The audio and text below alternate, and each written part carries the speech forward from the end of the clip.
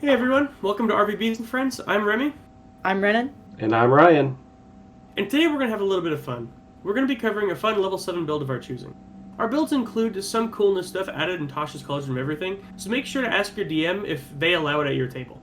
If you like this video or any of our others, make sure to like, comment, and subscribe.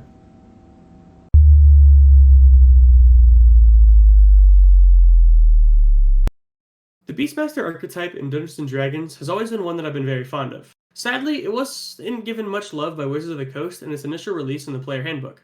However, Tasha's Cauldron of Everything gave it an overhaul and is now not only much more flavorful than before, but is also much stronger as an option for your Ranger in 5th edition. Keep in mind that my build requires the optional class features for Ranger, as well as the optional custom origin features offered by Tasha's Cauldron of Everything. So make sure to ask your DM if it's allowed at their table. Now, onto the build. The design I'm going for in this build is an archer and their airborne partner, which would form some sort of scout outside of combat and a maneuverable combatant inside of combat. For this character, I'm going to start out with a half-elf. Any race will fit. Personally, I like the idea of an elven archer, but I think it's a little overdone, so I decided to go with the half-elf counter. With the custom origin options, I gave my character +2 dexterity, +1 wisdom, and +1 constitution. If you're playing a more normal sub-race or race in terms of stats, put the +2 in dex and the +1 in wisdom, and forget about the constitution, we can resolve that later.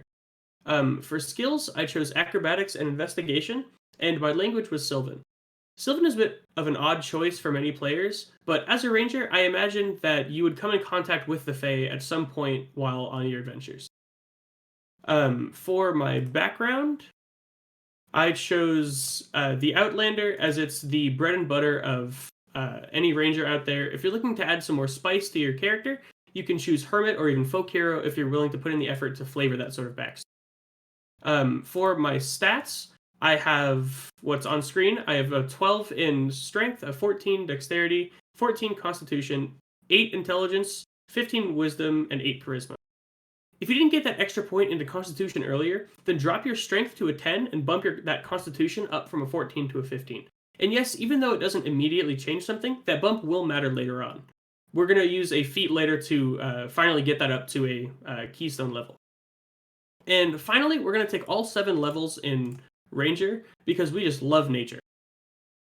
At first level, we're going to replace both class features, Favored Enemy and Natural Explorer, with Favored Foe and Deft Explorer, respectively. Favored Foe is basically something to do with our concentration while we have nothing else to do with it. It adds a d4 once per turn to our attacks, and it upgrades to a d6 at 6th and 14th levels, or sorry, it upgrades to a d6 and a d8 at 6th and 14th levels, respectively.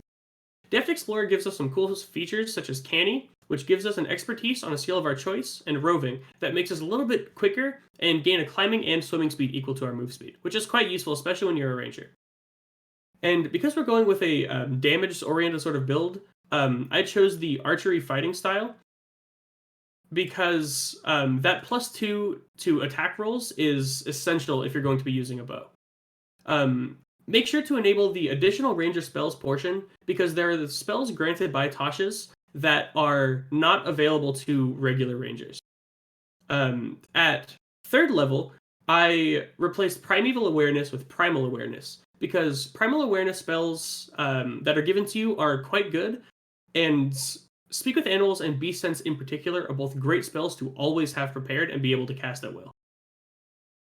We're also going to finally be able to pick up that Beast Companion we've waited so long for by choosing the Beastmaster archetype at 3rd level. We're going to choose the optional class feature Primal Companion to replace the Ranger's Companion because it's just better. I'm going to choose Beast of the Sky solely because it has Flyby. Flyby is a feature which allows it to attack, and if it moves out of a creature's range of attack after it has attacked, it will not provoke opportunity attacks, letting it swoop in, deal some damage, and swoop right back out into safety. This beast will only take the dodge action unless we command it to do anything else as our bonus action, as dictated by Tasha's Cauldron of Everything. For most situations, we're going to be using our bonus action to have the beast take the attack action on our turn. Finally, at 4th level, we're going to take a feat instead of an ASI. I took the Resilient feat and chose Constitution, because it not only raises our Constitution up 1 level, finally getting us that extra point in our modifier, but it also gives us advantage on Constitution saving throws. This is essential for a ranger, especially with the amount of concentration, both spells, features, and other class features that we get with the ranger. This is going to be super great for all effects that we have, and the ranger innately is very concentration focused, especially with favored foe, as we took earlier on. Level 5 gains us extra attack, which is cool. Now at level 5, we get the option to make the beast attack either using our bonus action or as one of the attacks when we take the attack action on our turn. However, it's still better to just dedicate our bonus action to the beast, meaning we can use our action to do something else. If we use the bonus action to attack with the beast, we can use the help action. We can aid somebody, we can revive somebody, we can interact with something. We can use our action on anything else. If you're going solely for damage, you having 2 attacks and the beast having 2 attacks is still better than you having 1, beast having 2, and your bonus action being free. Level 6 is where we get roving finally. It's a cool tool for exploration and mobility, but the big thing we get at level 6 is our favored foe die increases to 1d6 instead of a 1d4. If we're not concentrating on a spell or other effect, then an extra d6 of damage once per turn is a lot of damage if you add up after a long combat. And finally, for our final level, we get exceptional training, which makes all of our beast attack magical. At the surface level, this may not seem too important, but making our beast attack magical makes them much more reliable against creatures that have resistance against bludgeoning, piercing, and slashing from non-magical weapons. It may not sound super exciting when you first look at it, but this feature is actually much more useful than you might think. It'll increase our DPS quite significantly, and like I said earlier, it makes our DPS much more reliable than it was even at 6th level, the level right before. And to kind of cap off this build, Rangers get spells from 2nd all the way up through 7th, although the spells you get are kind of the same. You don't really want to swap them out too much. If they're good at level 2, they're pretty much going to be good at level 7. The spells I've chosen are listed here. They are Absorb Elements, Goodberry, Aid, Healing Spirit, and Pass Without Trace.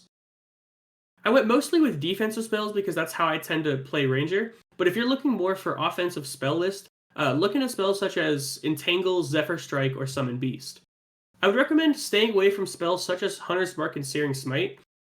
Although they're good for normal Rangers, our bonus action and concentration are being used up, so these spells don't actually add too much damage, and it actually makes our beast weaker as a whole. There's quite a long description for a build, but all in all, with the different mechanical features of the new Tasha's Beast, as well as a lot of the classifications that come with it, it's a fun new build, and I plan on using this the next time I get to play in a level 7 setting. But I hope you enjoyed the build, or at least got some ideas from it. Either way, thanks for watching, and I hope to see you at the table. Hey everyone, Renon here, and for my level 7 character, I wanted to create an Artificer. But before I can talk about the class, I first have to talk about my race, and the race that I chose was Warforged. And Warforged do have a lot of things going for them, like having advantage on poison saving throws, resistance to poison damage, they have no need to eat, drink, or breathe, they can't get diseases, and it can't be put to sleep by magic or anything else. And on top of that, when a Warforged takes a long rest, they don't actually have to sleep, but instead they spend their time in a hibernation state where they don't look awake, but they can still hear and see everything going on around them. And a Warforged's naturally tough exterior gives them a +1 to their AC, and they have the ability to make any armor that they're proficient in become a part of them, although this process does take about an hour to do. And because the Warforged were created for a purpose, most of the time it was to beat people up, they have proficiency in 1 skill and 1 tool of your choice, and I chose Arcana and Alchemist supplies. Warforged get a +2 to their Constitution and a +1 to another score of your choice. I chose Intelligence because I'm making an Artificer. And like many other races, they have a medium size and a speed of 30 feet for walking. And an extra language to choose from, and I chose Elvish. For my ability scores, I put an 8 into my Strength, a 12 into my Dexterity, a 14 into my Constitution, 15 into Intelligence, 13 into Wisdom, and 10 into Charisma. If your DM doesn't want you to use Standard Array or wants you to do something else, that's fine, listen to him. He's the one in charge. Now, moving on to Artificer. At level 1, you get 1d8 plus your Constitution modifier for HP, proficiencies in Light Armor, Medium Armor, Shields, Simple Weapons, Thieves' Tools, Tinker's Tools, and your choice of Artisan's Tools. I chose Smith's Tools. Constitution saving throws, Intelligence saving throws, and 2 skills from the provided list, and I chose Investigation and Perception. Also, if your DM is using gunpowder and firearms, it's possible that your Artificer will have proficiency with them. And also at level 1, artificers are capable of tinkering with a boring item and making it magical. So if you have a tiny, non-magical object and thieves' tools or any artisan's tools, then as an action, you can either give the item bright light for 5 feet around it and dim light for another 5 feet. You can turn the object into a message recorder that plays its message when a creature touches it that can be heard from up to 10 feet away. You can make the object emit a smell or a non-verbal sound that can be heard from up to 10 feet away, or you can impose a static image on the surface of the object. All of those magical effects last forever, and they can be cancelled by the artificer only by the artificer that started them. And finally, for level 1 artificers, they have access to 2 cantrips and 2 first level spell slots. For my cantrips, I chose Ray of Frost and Mending, and for my first level spells, I chose Cure Wounds and Expeditious Retreat. And in case you were wondering for my starting items, I took a light crossbow, a light hammer, studded leather armor, and adventuring gear. Starting at level 2, the artificer has the ability to infuse his items with magic. Artificers have 4 infusions right off the bat, giving them a lot to play around with. My first infusion was Returning Weapon, which gives the weapon a +1 bonus to attack and damage rolls, and returns the weapon to the wielder's hand immediately after it is used in a ranged attack. For my next infusion, I chose Armor of Magical Strength, which has 6 charges, and a charge can be used to add your intelligence modifier onto any strength check or strength saving throw that you make. You can also use your reaction to spend a charge and not be knocked prone when you otherwise would have. For my third infusion, I took Repeating Shot, which will give the weapon a +1 to attack and damage rolls if used to a ranged attack, and will ignore the loading property if it has one, meaning that the ammo that is loaded is made of magic and will disappear right after hitting the target or missing them. And for my last infusion, for now, I chose Homunculus Servant, which creates a servant that is friendly to its master and their allies. The servant takes its turn directly after yours, and it can move, use reactions, or take the dodge action, and if you use your bonus action to command it, it can take any action listed in its stat block. The link will be in the description. The servant can also gain 2d6 HP if the mending spell is cast on it. Level 3 artificers get to specialize in a specific craft, their choices being Alchemist, Armorer, Artillerist, or Battlesmith. I chose Armorer, and along with choosing your subclass, you get specific spells that complement them. The Armorer subclass gets Magic Missile and Thunder Wave. Armor artificers also get proficiency with Heavy Armor and Smith's Tools, but because I already had proficiency with Smith's Tools, I got to choose an alternative, so instead I chose Leatherworker's Tools. Also, at level 3, artificers get an extra first level spell, and I chose Sanctuary. Armor artificers can also make a suit of armor into Arcane Armor, which removes the strength requirement if it had one. It allows the armor to be used as a spellcasting focus. The armor is unable to be removed against your will, and it can be doffed or donned as an action. However, this doesn't apply to Warforged, as they need to become one with their armor for it to have its effects. Armor artificers can also customize their arcane armor, which allows you to choose between 2 different armor models, those being Guardian and Infiltrator. I chose Infiltrator, which gives you a flat extra 5 feet of walking speed, advantage on stealth checks, which means that if the armor that you have gives a disadvantage, they cancel out. And finally, a lightning launcher, which comes in the form of a node on either one of your fists or your chest, and it will count as a simple ranged weapon with a normal range of 90 feet and a long range of 300, and it deals 1d6 lightning damage. And once per turn, if this attack hits an enemy, then you can deal an extra 1d6 lightning damage. And finally, level 3 artificers have the ability to create any artisan's tools if they have thieves' tools or any other artisan's tools. At level 4, Artificer gets an ASI, or Ability Score Improvement, which allows you to choose between increasing an ability score by 2, increasing 2 ability scores by 1, or taking a feat instead. For me, I always enjoy taking feats over ability scores, because I think they can prove to be very valuable, and because of that, I chose Sharpshooter for my feat, which allows me to make attacks at long range without disadvantage. It lets me ignore half cover and 3/4 cover. It also allows me to give myself a -5 before an attack roll to give myself a +10 to the attack's damage. And at level 5, Artificers get an extra attack, meaning that when they take the attack action, they can attack twice instead. And also at level 5, Artificers get 2 second level spells, and I chose Rope Trick and Aid. And more specifically, Armor Artificers get 2 more spells from their subclass spell list, those being Mirror Image and Shatter.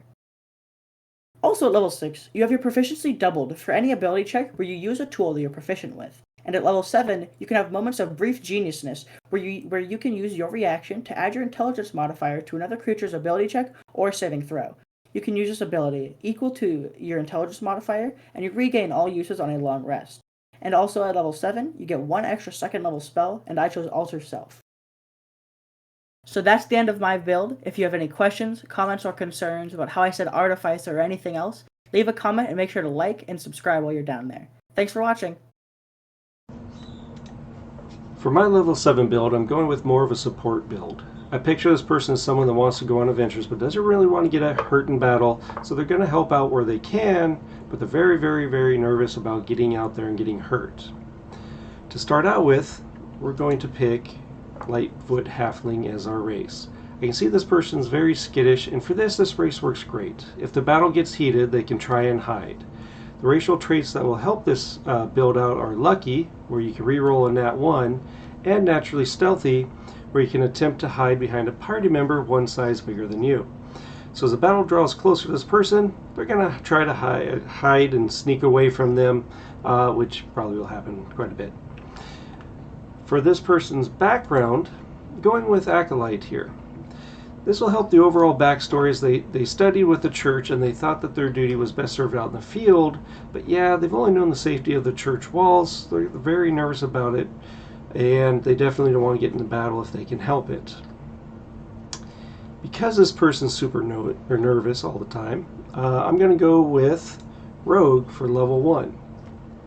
This gives them many abilities, but especially Hide. Sneak attack is always good too, but for the overall theme I'm going here with, taking a proficiency and expertise in stealth will greatly help with hiding, which is going to be done a lot, like I said. Alright, over to ability scores. I'm going with point buy as usual, and being a rogue, dump stat is almost always strength, so that gets an 8. Intelligence gets a 9 here. Dex, Con, and Wisdom get 14s, while Charisma gets a 13. With the racial bonuses, this will give the build +2 modifiers in all but strength and intelligence, while Dex gets a +3, so not bad. Alright, so that's the basics for level 1. I skipped a bit of the finer points, but I hit the most of the big ones that help out toward this overall support build. Alright, the next 2 levels I'll be continuing with Rogue. There are 2 main reasons for this. The first reason is that at level 2 you can hide as a bonus action. This will allow getting out of battle in some occasions. The second reason is to get to the archetype, and at level 3 I'll be taking the Arcane Trickster.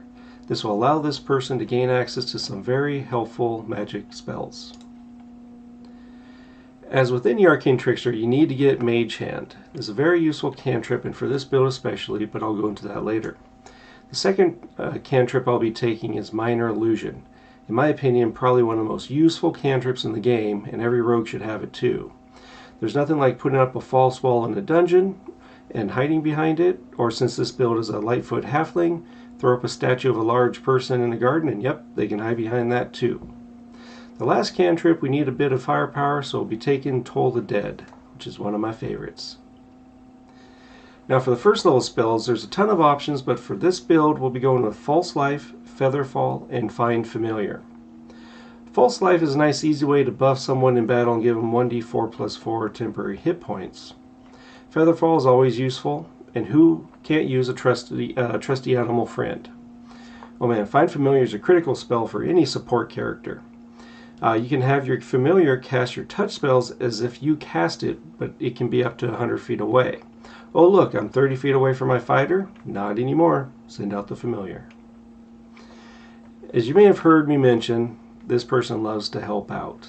Because of this, they're always trying to cheer people up and inspire them. Well, that leads me into my next class. Yep, you guessed it, Bard. Bards are a natural fit for this build. As a bonus action, this person can now inspire a party member through stirring music or words. It gives that person a bardic inspiration, which is a d6 to use in attack rolls, ability checks, or saving throws. This can be a tide changer. Since it's based on the charisma modifier, this build gets 2 inspirations to give out per long rest. Oh, and Bard gives them access to some more beneficial spells too. For cantrips, this build can help others by taking Light and Vicious Mockery. It's good to have Light for those non-dark vision folks in the group. I was thinking about taking Dancing Lights, but that takes concentration and Light doesn't. This way this person can cast Light and then get out of the way and cast other spells too. Vicious Mockery isn't really for the damage here. It always helps out, but if it succeeds, the main thing we're going for is the disadvantage on the next attack roll, which is a big win for our team. For the first level spells, we'll take Cure Wounds, Detect Magic, Healing Word, and Identify. All of these are great spells for this build. The 5th level taken is the 2nd level for Bard. This gives this build the Song of Rest, which means that during a short rest, those that can hear my god-awful singing, they can get an extra d6 of health if they spend a hit dice to recover some hit points. Trust me, you don't want to hear me sing. But, in thinking about it, maybe that's a future option for a Bard school. Horrible singing that demoralizes the enemy. Worth a shot. Oh, and this level gives access to another 1st level spell, and heroism will be what we're picking up. It gives a small amount of temporary hit points, but it also makes the target immune to being frightened. So far so good, but this person's a religious person. In between adventures, they decided to go back and do some more studying with the church. So we're going to take a level of cleric now, and it fits thematically with the overall build perfectly. This person's still scared of going into battle, but they have found their calling. They want to help out their adventuring friends and keep them out of trouble. Now there are a ton of domains in cleric to take, but this is a supportive build, so this had 2 possible ways in my mind this could go. The obvious approach would be to take life domain, so heal spells would be more potent. I almost went with that, but I decided that the new Twilight domain was a better fit for the build. The first benefit which comes in handy is Eyes of the Night. This is essentially dark vision up to 300 feet. The cool thing about this feature is that I can share this dark vision with a couple friends once per long rest. This goes great with the overall support theme. On top of that, this build gives Vigilant Blessing. This allows this person to touch any of the party members, and they have advantage on their next initiative roll. Yep, I'll be giving that to the front line, guys. Another benefit of this cleric domain is that this build can now wear medium and heavy armor and shields. Since many of the spells I have are based on touch, and I'll be at the front line sometimes, this will help me be equipped now with a breastplate. So I'll have a rapier, breastplate, which brings our armor class up from a 14 to a 17, which isn't bad. For the cleric cantrip spells, the build can greatly benefit from some more helpful spells, and those taken are the very needed Spare the Dying, Mending, which is amazingly useful, and Resistance to help bolster the team. Resistance is great as it allows the person you touch to add a d4 to one of their saving throws. Let's face it, like we said above, this helps you get out of tight situations. For the 1st level spells, the Twilight domain has Fairy Fire, which is another amazing way to get advantage for the team. And the domain also has Sleep, another potent spell. The 3 remaining spells we're going to choose are Shield of Faith, Create or Destroy Water, and Protection from Good and Evil. Again, these are all aimed at helping the party out, so this build isn't getting any of the offensive spells just yet. Maybe later in higher levels, we'll get some, but right now we're going for more support builds. So that brings us to level 7. There are a lot of directions that can be taken on this one. There's the ASI for the 4th level of Rogue, choosing a Bard College, or getting the Cleric's Channel Divinity feature. I was really tempted with the Channel Divinity Twilight Sanctuary, but I couldn't pass up the ASI. For the last level in this build, it's level 4 Rogue to get the ASI, and for this, I'm taking a feat to bolster the support of this build. I chose the Magic Initiate Druid for this.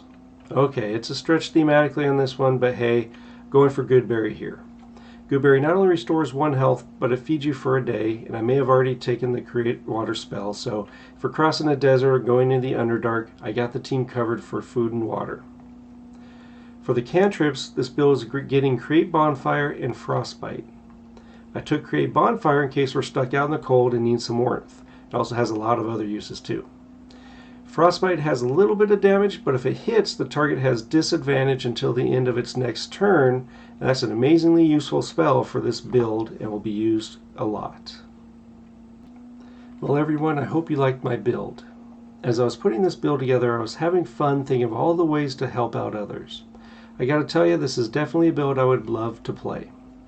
While it's still a support build, this person is still a rogue and does some good damage with their rapier and 2d6 of sneak attack. That means they can attack if they want to, but most likely they'll be buffing and debuffing from the back. I also like the idea of having touch-based cantrips, but with my Find Familiar, I can cast them at a distance. Mage Hand is also going to be used for this purpose too. It can be used to pass a good berry or a potion up to the frontline guys, all while this person stays away from battle. To be honest, I was trying to think what I would do after level 7, and there are a ton of options and ways to go. More levels in Bard would be great, and so would more levels in Cleric. I guess it would depend on what the party needed. After all, this build is here to make the party great. Alright, so thank you everybody for hanging around and watching all 3 builds. So Renon, what was your take on your Artificer? I have a lot to say, but I guess like the easiest way to compact it is that there's not a lot of damaging spells for Artificer, or at least for the Armorer. The most I could really get was Ray of Frost, which is a cantrip, does like 1d6 or 1d8, and it slows somebody down. And then I had to hope and pray that I got more damaging spells from the subclass spell list, and I did. I got like Magic Missile and Shatter, which are pretty good, but. Yeah, that's one of the things I've noticed about the Artificer, Artificer, however you want to pronounce it, is that the subclasses of it seem kind of like detached from one another. As in, like the Alchemist is very support-ish, the Artillerist is very like exclusively combat oriented. The Armorer is kind of a tank. You don't kind of get that like blend of features that you do in a lot of other classes. But I also think that Artificers are like more of a few class dip than they are to stay in it throughout the entire thing. Sort of similar to Warlocks or Sorcerers. How, as you go later and later on in levels, the features aren't as impactful as if you were, let's say a Wizard or a Bard or something, where you're not supposed to multi-class too much. Yeah, I think if you take a Artificer and then once you're in a Wizard, and then you take a dip into an Artificer to get that armor bonus, that would be an amazing combination between the two. Yeah, exactly. Go on. With Wizard, you could do the like Warcaster, another subclass from Tasha's. I feel like that would go pretty well with. I don't think it's called Warcaster, but it's kind of like it's like a sword and spell kind of play style. Well, that's Bladesinger. That's what it's called, yeah. But War it's Magic like is in Sword Coast. Oh. I think it's in the Sword Coast Adventure Guide. I'm not sure though. Yeah, the armor especially is really good with like sneakier class, especially Rogue with the what's called the Infiltrator armor set, because it gives you that advantage on stealth, and you can have armors that Rogues would never have access to. I was actually thinking about it as we were talking about it. The Ranger also kind of gets benefits from that, especially if you're going with more of a like Hunter Ranger, sort of like in the trees, bow and arrow sort of style. It'd be really nice to have advantage on all stealth checks, and plus having you can go all the way up to like half plate, because half plate doesn't have disadvantage. If either way, even if it has disadvantage on stealth, the two cancel each other out. You're just regular on stealth, so it's still a benefit to you either way. Yeah, that's definitely good class. Rangers with Tasha's, I really like what you were saying with Tasha's and the Ranger builds coming into a much more prominent role now, because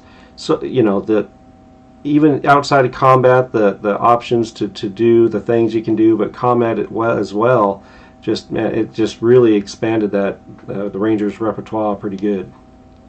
Yeah, especially ever since Player Handbook, Rangers didn't quite get the love that everybody kind of wanted them to get, and so both expansion books, Xanathar's and Tasha's, have done a really good job at buffing up the Ranger a little bit and giving them good alternatives, as in Gloomstalker, the new Beastmaster, and Horizon Walker. All of them are good alternatives, but every once in a while it's good to dip back into the Player's Handbook and see kind of how Rangers started out. Yeah, I love another one of the. Oh, sorry, go on. Oh, I was gonna say I love the Gloomstalker. That the whole advantage of if you go before someone else in the first turn, that's just gonna be crazy in most battles. So you can't go wrong with that. And then the true dark vision. Or not true dark vision, but dark vision, and then others can't see you when you're in total darkness. You're naturally stealthy as a Gloomstalker; they just can't see you. So yeah, it's good in most situations. All right, guys. Well, hopefully everybody liked our builds. So this is Ryan. I'm Renon. And I'm Remy.